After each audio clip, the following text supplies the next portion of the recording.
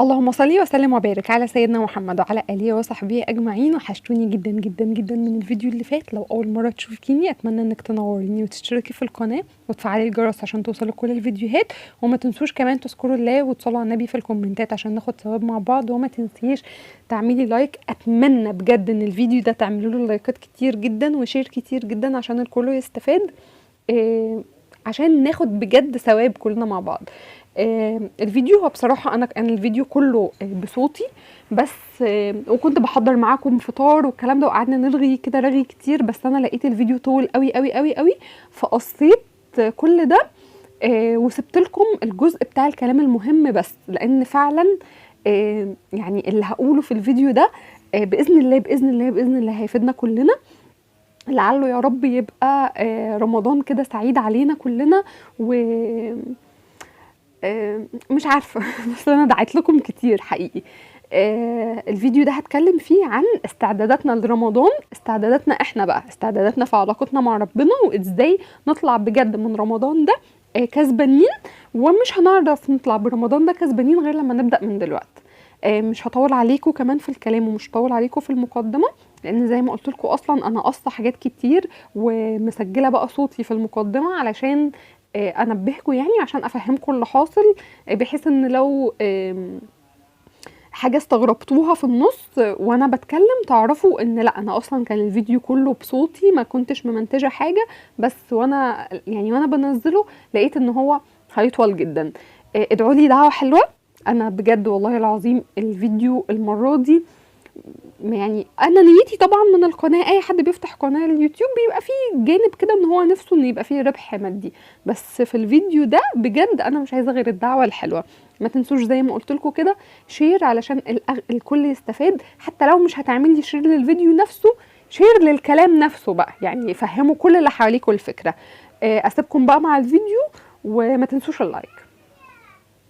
بصوا بقى، الموضوع اللي انا هكلمكم فيه، طبعا احنا اتكلمنا في تفريزات رمضان، اتكلمت معاكم في الحصاله وعامله لكم فيديو للحصاله هسيبه لكم برده هسيبه لكم يعني تشوفوه في شاشات النهايات او في علامه الاي. واتكلمنا في التفريزات سواء كانت خزين او كانت خضار او كانت لحوم. تمام. بس احنا عايزين نتكلم بقى في التجهيزات اللي اهم من ده كله. رمضان شهر، في الاول في الاخر هو شهر عباده، احنا بنعمل الحاجات دي كلها عشان تسهل علينا العبادات، عشان نلاقي وقت للعباده نتفرغ للعباده، خصوصا ان بيبقى فيه بيت واطفال ومسؤوليات ودراسه ومذاكره والكلام ده. تمام. احنا خلاص كمان كام يوم وداخلين على رجب، كل سنه وكلكم طيبين يا رب. يعني هنفضل مستمرين في تجهيزات الاكل والشرب والحلويات والعزومات دي زي ما احنا، لان ده لازم يحصل. يعني يقولك رمضان شهر عباده ما تركزيش في الاكل والشرب، لا، ده من العبادات ان انت تظهري فرحتك برمضان، ان لازم رمضان والعيد والكلام ده يبقى بالنسبه لك ايام غير الايام العاديه. فاحنا كشعب بنحتفل بايه؟ احنا بنحتفل بالاكل، احنا عاملين لكل مناسبه اكله، فهي دي احتفالاتنا. لازم يبقى اليوم مختلف، لازم يبقى يعني ليه طقوس مختلفه. العزومات، احنا دي احتفالاتنا، دي مظهرنا بالاحتفال. يعني حتى في الافراح احنا لازم ناكل الناس، صح ولا غلط؟ ف اللي تقفش وتقول رمضان شهر عباده فالاكل والشرب لا، فلا، الاكل والشرب ده برضو من يعني من مظاهر العباده. تمام. طيب الاهم بقى برضو من الاكل والشرب، ما احنا مش هنفرح بس ونسيب بقى الباقي. هنعمل ايه؟ انا بس عايزه احكي لكم على موقف هو اللي خلاني افكر في ده. انا قسما بالله انا مش طالعه اعمل شيخه عليكم ولا اي حاجه، لا خالص. انا بس ايه، يعني انا كنت بقول ان انا هعمل ده، انا قلت اطلع اقول لكم الكلام ده في فيديو، يمكن واحده فيكم تعمل، واحده بس تستفاد، اخد ثوابها او تفتكرني بدعوه حلوه. مش عايزه والله العظيم اكتر من كده في الفيديو ده بالذات، حرفيا مش عايزه اكتر من كده. يمكن يبقى في حد فيكم اقرب مني لله يفتكرني بس بدعوه. احنا كلنا بنبقى مخططين كل سنة لرمضان ان انا هعمل وهعمل وهعمل ومش هعمل كذا وهعمل كذا، ونيجي نلاقي رمضان خلص واحنا ما قدرناش نعمل كل اللي احنا مخططينه. تمام. فالسنه اللي فاتت كده في اخر رمضان انا كنت راكبه تاكسي، وحقيقي ده من احسن تاكسي ركبته في حياتي. يعني اليوم ده فعلا اللي انا سمعته وانا يعني راكبه فعلا فرق. كان مشغل الراديو على برنامج ديني، والشيخ قاعد بيتكلم، وبعد كده جاله تليفون من شاب بيسأله وبيقول له، شاب بيسأله يعني وبيقول له ان انا قبل رمضان انا كنت ناوي اعمل حاجات كتير، وكنت اخد قرار ان انا ابعد عن معاصي وذنوب كتير، و... وفعلا القرار كان نابع من جوايا، وكنت صادق والله في قراري ده، وكنت صادق في توبتي. بس لما جه رمضان لقيت نفسي شوية، يعني اول رمضان كنت ملتزم وشوية، وبدأت ان انا يعني اعمل نفس الذنوب اللي انا مقرر ان انا ابعد عنها تاني. لقيت مثلا نفسي بسمع اغاني، لقيت نفسي مش منتظم في كذا، مش قادر اعمل كذا. وفضل الولد طبعا متأثر، وفضل يعني يسأل الشيخ هل انا وحش، هل انا كده نفسي امارة بالسوء، هل انا يعني مفيش مني فايدة، مفيش مني رجا. وحقيقي السؤال ده يعني انا السؤال اشعرني، لان السؤال ده انا بساله لنفسي كتير، وكلنا بنساله لنفسنا كتير، لان احنا طبعا بنبقى داخلين رمضان بقى كلنا حماس وشويه، وبتبداي مع مسؤولياتك الدنيا بتقل. برضو يا جماعه من نقطه المسؤوليات انا عايزه اقول حاجه، اي بنت بتسمعني لسه ما اتجوزتش، لسه بتجهزي مثلا في فتره الخطوبه، او داخله على جواز او الكلام ده، او اي بنت لسه اتجوزت ولسه ما بقاش معاها بيبي، استغلوا رمضان ده كويس قوي قوي قوي قوي. انا واحده من الناس، انا وصحابي كتير، يعني انا يعني شايفه المثل ده في ناس كتير. احنا واحنا بنات قبل ما مسؤولياتنا تزيد، وقبل ما يبقى في اطفال متعلقين في رقبتنا، لا احنا كنا بنعمل في رمضان اكتر ما كنا بنعمل من ده بكتير. دلوقتي انت يعني يا رب احنا بنحتسب ان اللي احنا بنعمله ومجهودنا وتعبنا معاهم ده يا رب يبقى في ميزان حسناتنا. بس كقيام وصلاة وتراويح وختم قرآن والكلام ده كله، الأول كنا بنقدر نعمله بطريقة أسهل من كده بكتير. تمام. نرجع بقى اللي احنا كنا بنتكلم فيه. السؤال زي ما قلت لكم كنت بسأله لنفسي، اللي هو انا مش قادرة نفسي، لان احنا في رمضان، خلاص الشياطين متسلسلة. مين اللي بيوسوس لي ان انا اعمل الذنب ده؟ مين اللي بيوسوس لي ان انا اخر صلاة؟ مين اللي بيوسوس لي؟ ما فيش حد يوسوس لك ان انتي تعملي حاجة. فوقتها رد الشيخ يعني معرف ريحني، يعني حسسني ان لا، انا مش وحشة، انا بس في خطواتي بعمل حاجة غلط. ايه هي بقى؟ الشيخ يومها رد عليه وقال له ايه؟ قال له انت لما بتيجي تطفي مروحة، هل بمجرد ما بتدوس على الزرار المروحة دي بتقفل مرة واحدة، ولا بتفضل تلف الأول شوية؟ فلا طبعا المروحة بتفضل تلف شوية. فهي بقى التركة هنا، ان المروحة بتفضل تلف شوية، مروحة ذنوبك بتفضل تلف شوية. فانتي بتقفلي المروحة امتى؟ انتي بتقفلي المروحة ليلة رمضان مع اول صلاة تراويح، فطبيعي ان المروحة هتفضل تلف شوية. فهو الفكرة في كده، في ان انتي رتبي نفسك قبل رمضان، بحيث ان يدخل عليكي رمضان وانتي على الاقل 50% من الحاجات اللي انتي عايزة تلتزمي بيها برمضان انتي ملتزمة بيها. بمعنى ان احنا هنعمل ايه؟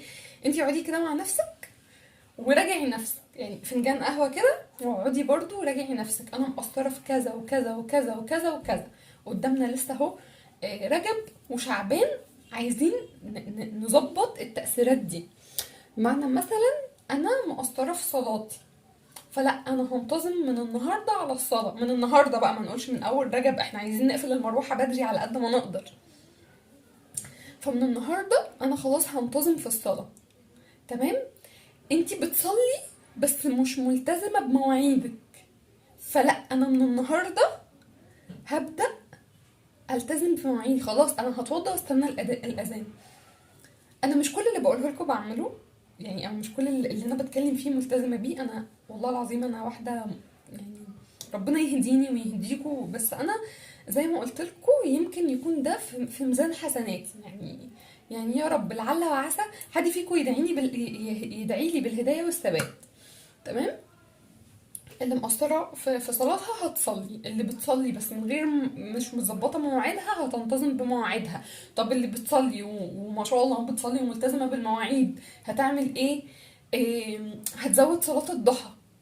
هيبقى هتعتبري صلاة الضحى دي فرض معاكي، زوديه. طيب اللي بتصلي اصلا بتصلي صلاة الضحى، زودي كمان ركعتين قيام ليل. طيب اللي بتصلي وضحى وقيام ليل والدنيا عندها تمام، طب صلي السنن بتاعت الفروض كلها. يعني انت شوفي انت عاملة ايه وخدي خطوة. تمام. مش هناخد خطوة ونسكت. احنا عايزين مثلا اللي ما بتصليش هتقعد اسبوع مثلا تصلي، وبعد كده الاسبوع خلاص انت انتظمتي على الصلاه وجهدتي نفسك وانتظمتي على الصلاه وصليتي بمواعيدك والكلام ده كله، زودي حاجه الاسبوع الجاي من هنا لحد اخر شعبان هتلاقي نفسك في حصيله. يعني حطي كده، هاتي ورقه وقلم واكتبي انت عايزه توصلي، عايزه تدخلي رمضان وانت منتظمه على ايه. فانا عايزه ادخل رمضان وانا بصلي الضحى، اكيد عايزه ادخل رمضان وانا بصلي كل صلاتي في مواعيدها، خصوصا الفجر، لان الفجر للاسف بيقع من ناس كتير مننا. الحمد لله الحمد لله الحمد لله اغلبنا بيصلي الفجر في رمضان، حتى لو هو في العادي بيقع منه، لان طبعا احنا بنبقى سهرانين للسحور، سهرانين لقيام الليل، الكلام ده كله تمام. بس الفكره بقى في الاستمراريه، ان انت بتبقي سهرانه للسحور وقيام الليل وقراءة القرآن مثلا في أول أسبوع، تاني أسبوع تلاقي نفسك لا انتي نص الليلة مقضياها قيام والنص مقضياها مسلسلات، عشان احنا مش طافيين المروحة بدري. تمام. فهات ورقة وقلم واكتبوا، رتبوا أفكاركم، اكتبوا انتوا عايزين تدخلوا رمضان وانتوا منتظمين على ايه وسايبين ايه، و اعملوها واحدة واحدة. نطفي المروحة بدري. عايزين واحنا بنجهز يعني رمضان، الأكلات والعزومات وكحك العيد وتنظيفات البيت والكلام ده، نجهز برضو لرمضان بقى اللي بجد.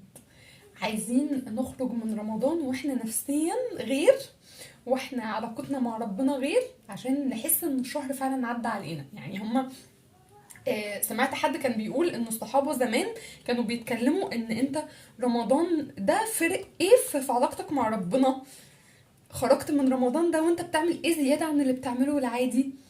فلو لقوا ان هو ما فرقش حاجة، فده يبقى كده انت ما استفدتش برمضان. فاحنا كام رمضان عدى علينا ما استفدناش بيه، ويا عالم كام رمضان يعني لسه في العمر، كام رمضان هيعدي علينا ويا عالم هنستفاد بيه ولا لا. فاحنا عايزين نستفاد برمضان ده.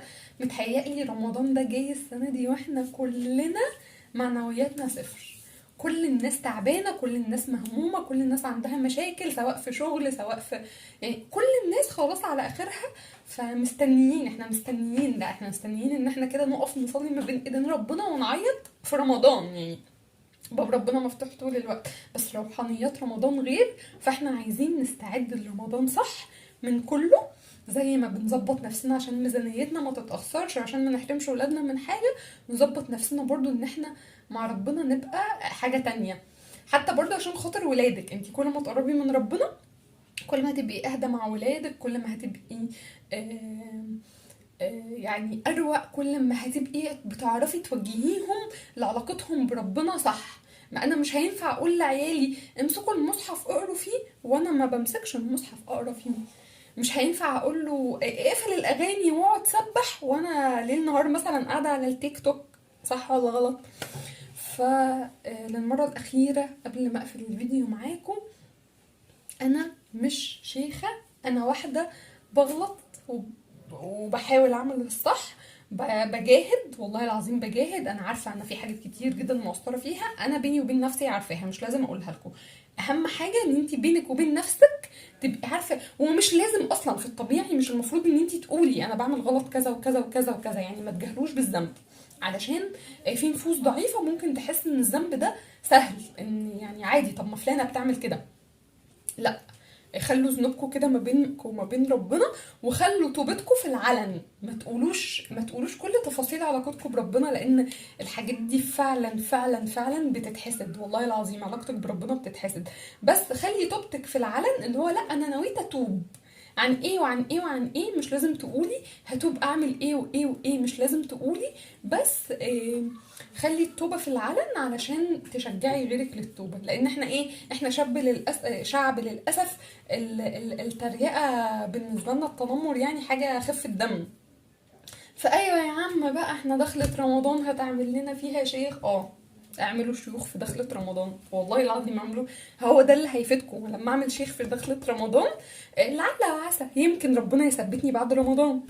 اعملوا شيوخ في دخلة رمضان، امشوا والسباح في ايديكم، امشوا والمصاحف في شنطكم، واقفلوا المروحة بدري. اقفلوا المروحة بدري على قد ما تقدروا، رجب داخل علينا، وباذن الله باذن الله باذن الله طبعا اغلبنا هيحاول ان هو يصوم اثنين وخميس. استغلوا الدنيا، الوقت الجو مش حر، الجو المغرب بيقدم بدري، فاستغلوا الايام دي اللي لسه عليها ايام تحاول تخلصها. مش تحاول، لازم طبعا تخلصيها قبل رمضان. فقصدي يعني ان هي تحاول تخلص بدري، بحيث ان هي الاثنين والخميس في رجب وشعبان تصومهم تطوع يعني. يا رب بس اكون وصلت لكم الفكره، اديت لكم امثله زي ما قلت لكم. يعني مش عارفه هطلع اتكلم في الموضوع ده معاكم تاني ولا لا، بس يعني باذن الله باذن الله هنتكلم كده، حتى لو حاجات كده صغيره في وسط مثلا روتين او في وسط فيديو ميزانيه او اي حاجه. وربنا ييسر لنا جميعا امورنا، يا رب ندخل رمضان كلنا واحنا مقبولين الخاطر، وربنا ميسر لنا امورنا، ربنا يرزقكم جميعا بكل اللي تتمنوه، ربنا يرزقني ويرزقكم بزيارة بيته الحرام عن قريب يا رب، ويرزق كل مشتاقة بالذرية الصالحة، و يعني يا رب يفتح لكم ابواب الخير كله. واسفه لو كنت طولت عليكم، بس يعني كنت حابه اتكلم في الموضوع ده، يمكن ربنا يجعله في ميزان حسناتنا كلنا. انا طبعا نسيت اقول لكم زي ما بقول في المقدمه كل مره، ان تصلوا على النبي. اللي وصلت معايا لحد هنا ما تنسيش تصلي على النبي في الكومنتات او تذكري الله عشان كلنا ناخد ثواب مع بعض.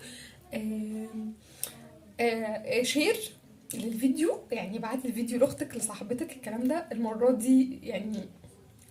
انا مش هنكر ان انا اكيد فاتحه قناه اليوتيوب مش للاستفاده بس، اكيد فاتحه عشمانه في ربنا ان هي في يوم من الايام تبقى يعني تتفعل ويبقى تبقى مصدر دخل.